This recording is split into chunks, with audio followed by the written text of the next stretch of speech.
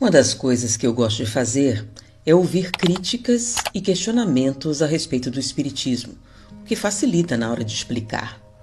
Mas o que eu mais escuto das pessoas é: eu não posso ser espírita, ou isso não serve para mim. E o motivo é um dos mais interessantes quando isso é questionado. Por quê? Não consigo ser tão perfeito. Mas o que é ser espírita? Ou melhor dizendo, o que é necessário para ser espírita? O espiritismo é uma proposta filosófica. Apesar de ter consequências comportamentais, ele não é um grupo de rituais ou regras de comportamento específicas. Como proposta filosófica, é uma forma de pensar, uma forma de ver o mundo, uma forma de analisar a nossa realidade. Então, o que é necessário realmente para ser espírita é pensar a realidade a partir de 5 princípios básicos.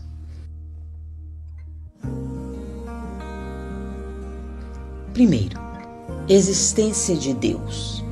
O espiritismo é uma filosofia espiritualista e deísta. Deus é a inteligência suprema, causa primária de todas as coisas. A partir desse pensamento, nós analisamos a realidade do ponto de vista de que existe sim um sentido na existência, nos acontecimentos, e que Deus não só existe, como é a causa inteligente de todo o nosso universo. O segundo princípio é a imortalidade da alma. Essa dualidade espírito-matéria que acompanha a história da humanidade. Dos egípcios aos dias atuais, está presente em todas as culturas. O homem primitivo já buscava uma explicação para aquilo que ele não entendia. E normalmente, essas explicações aconteciam no mundo metafísico, no mundo além da matéria. A imortalidade da alma é, então, um dos pilares de todas as teorias espiritualistas e do espiritismo também. O terceiro princípio, comunicabilidade dos espíritos, é o que distancia mais o espiritismo de outras teses espiritualistas. Daí a necessidade de Kardec cunhar um novo termo para separar espiritualismo da ideia espírita.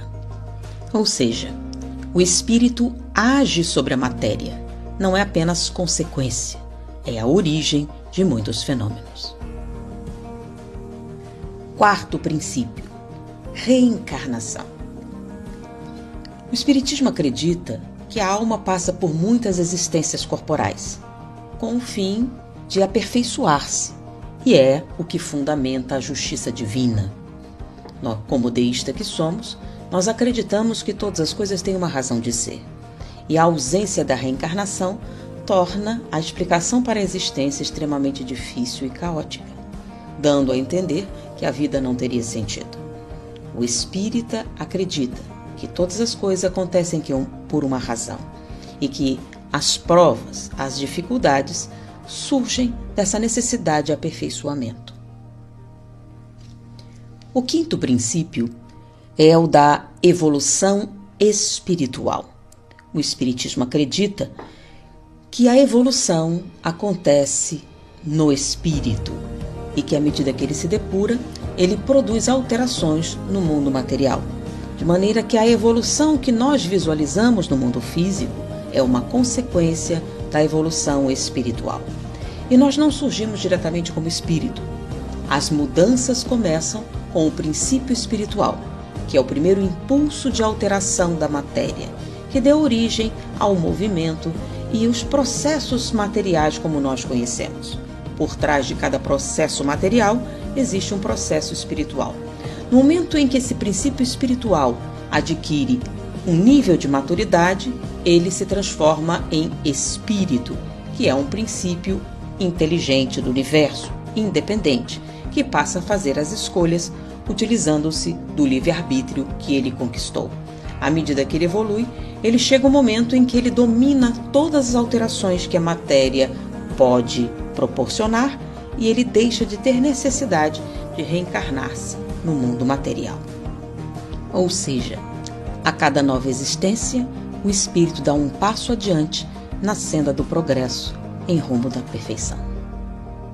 Ser espírita, então, não é um tipo de comportamento específico ou uma exigência. Ser espírita é desenvolver critérios de avaliação da realidade que lhe permitam raciocinar, compreender, avaliar tudo o que existe e entender a realidade baseado em 5 princípios: existência de Deus, imortalidade da alma, comunicabilidade dos espíritos, reencarnação e evolução espiritual.